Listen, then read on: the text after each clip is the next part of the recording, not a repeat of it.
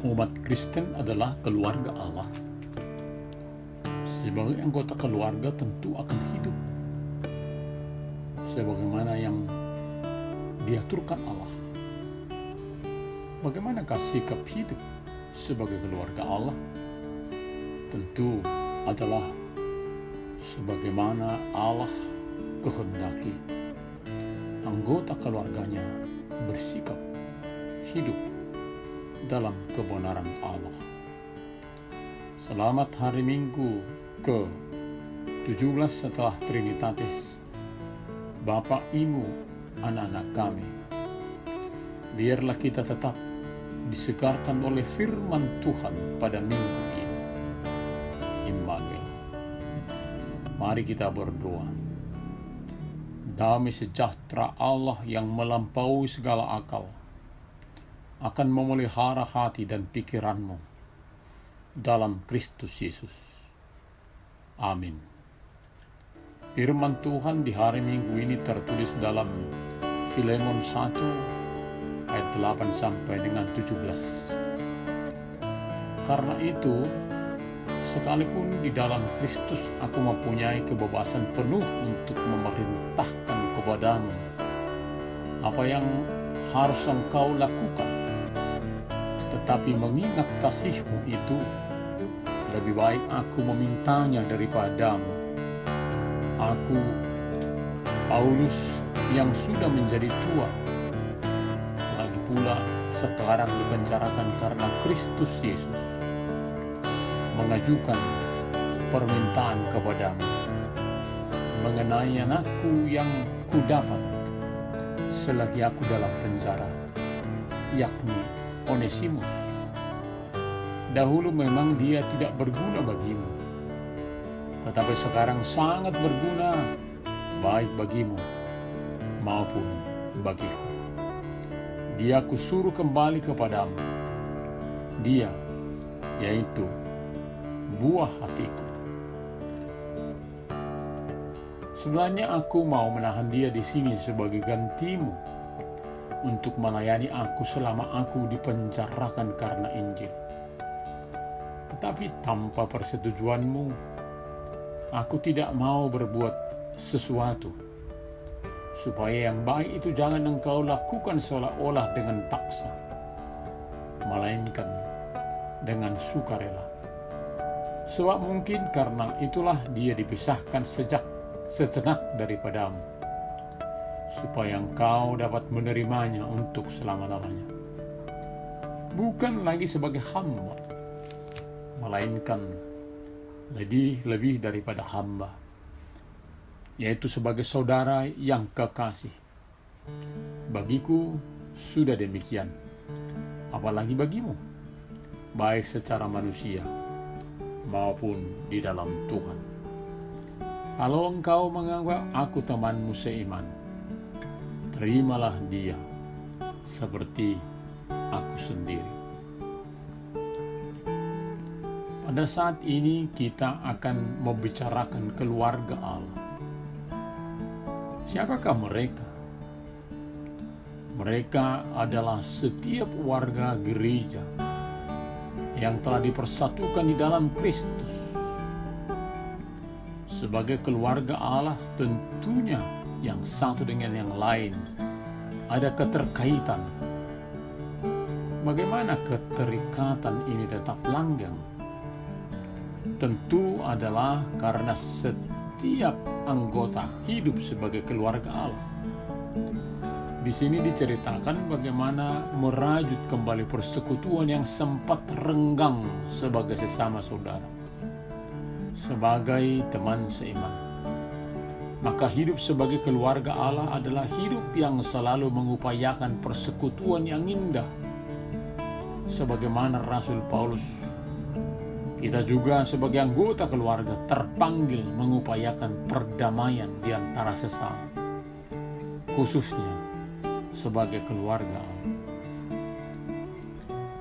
Ketika ada banyak hal yang membedakan manusia, seperti tampilan fisik yang berbeda, status, strata sosial, dan sebagainya, Namun sebagai keluarga Allah, semua perbedaan itu justru akan dipergunakan untuk saling melengkapi di dalam kehidupan. Kita mempunyai peran, karunia yang berbeda, tetapi tetap satu. Itulah maka sering dikatakan bahwa perbedaan boleh menjadi berkat, di mana suatu kelebihan dipakai untuk menolong kekurangan sesama. Ada banyak hal menarik sebagai sikap keluarga Allah di dalam kehidupan kita. Sebagai rasul, Paulus mempunyai otoritas memerintah. Namun dia tidak melakukan hal itu, sehingga ketika permintaan diberikan, bukan karena terpaksa, tetapi oleh kerelaan. Perilaku ini dapat dilakukan dalam kehidupan sehari-hari, di rumah, di kantor, di tengah interaksi setiap harinya. Demikian juga bagaimana bila sudah menjadi tua, termasuk dalam pengalaman. Tentunya akan semakin aktual memberi suatu teladan, termasuk juga saat menderita di penjara karena Kristus. Akan semakin cerdas spiritualitasnya. Jadi bukan seperti cerita teman setelah dia keluar dari penjara justru meneror seseorang yang katanya ketakutan karena yang mengancam adalah mantan penghuni lembaga permasyarakatan. Jadi lembaga permasyarakatan baginya bukan menjadi kesempatan meningkatkan kebersamaan dengan sang Khalik, sebab dia melihat dirinya mempunyai nilai tambah untuk melakukan hal yang tidak benar. Menjadi anggota keluarga Allah yang terbaik adalah semakin hari semakin berguna, senantiasa berubah ke arah yang lebih baik. Bila dulu tidak berguna, sekarang menjadi berguna. Bila dulu tidak menyukai seseorang karena sesuatu hal, sekarang boleh menyukai. Sebab senantiasa mengerti bahwa Tuhan yang mengasihi manusia selalu berupaya dengan sentuhan kasih. Bagaimana manusia itu menjadi seorang yang lebih baik, berubah dari manusia lama menjadi manusia baru. Jadi tidak tepat menyimpulkan karakter seseorang itu tidak mungkin lagi berubah. Maka sikap hidup tidak statis, stagnan, atau malah mundur, tetapi terus perlu meningkat ke arah yang lebih baik dalam tuntunan Tuhan.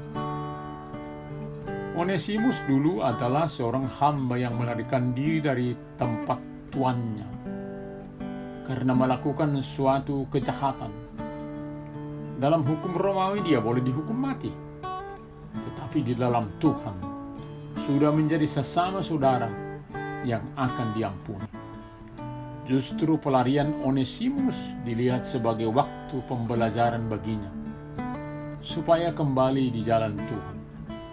Sekaligus kesempatan untuk memperbaiki hubungan antara Tuhan dengan hamba sebagai sesama saudara. Hanya untuk boleh saling menerima di antara dua pihak yang sempat renggang, butuh seorang mediator dan bersama-sama tunduk kepada firman Tuhan. Banyak kejadian yang kita tidak dapat mengerti sebelumnya, lalu kemudian boleh dimengerti.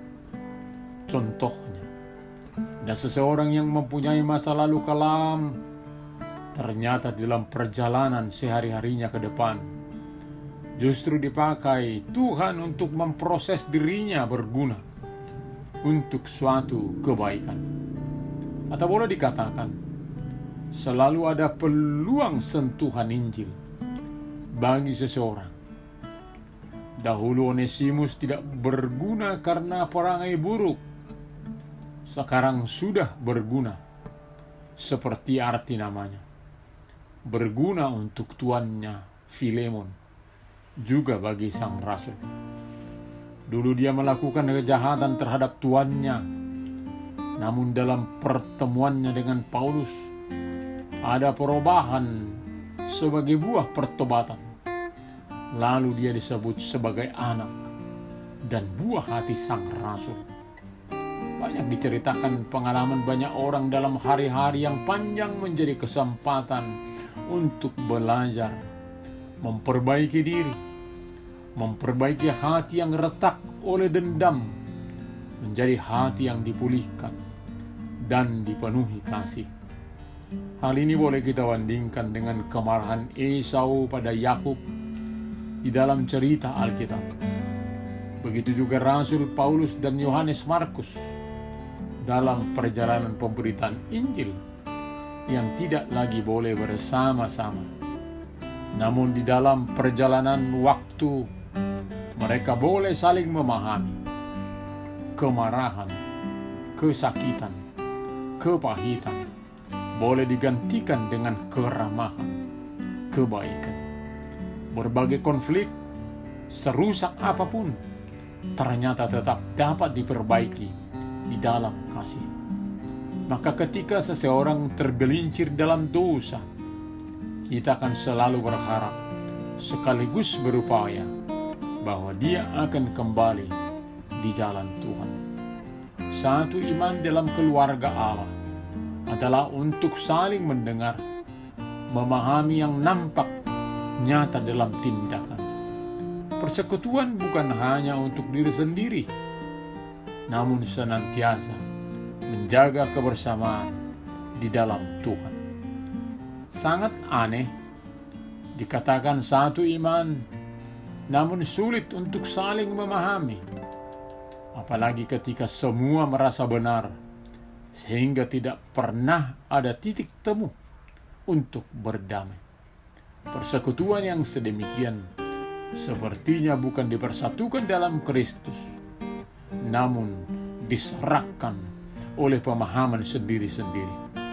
Salib atau pengorbanan Kristus menjadi panutan yang juga dilakukan oleh Paulus, sehingga memperoleh hikmat dari Tuhan mengupayakan perdamaian yang boleh kita sebut dengan seni memperdamaikan.